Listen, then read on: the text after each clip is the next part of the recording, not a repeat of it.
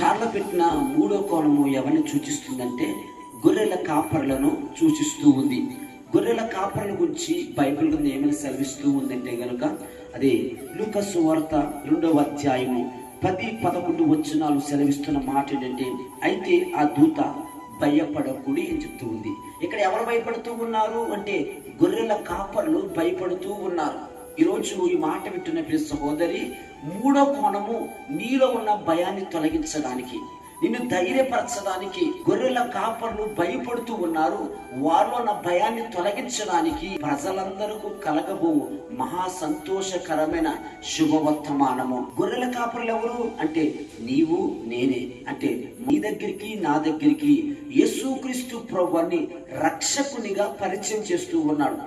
గొల్లలు ఏ రీతిగా అయితే స్వీకరించారో నీవు కూడా స్వీకరించడానికి ఇష్టపడితే ఇదే మంచి సమయము. నువ్వు ఇంకా రక్షణ కలిగి లేకపోతే, రక్షణ అనుభూతిలోకి వెళ్ళకపోతే గనుక ఇదే మంచి తరుణము. రక్షణ దినములు చెడ్డవి గనుక సమయమును పోనీయకుడి అని బైబిల్ సెలవిస్తూ ఉంది. ఇప్పటి వరకు సమయాన్ని పోగొట్టుకున్నావేమో, రక్షణకు అవకాశం లేదేమో, నీకు రక్షణ కలగజేస్తుంది. ఆ రక్షణతో నువ్వు నింపబడి దేవుని ఎరుగుదువుగాక.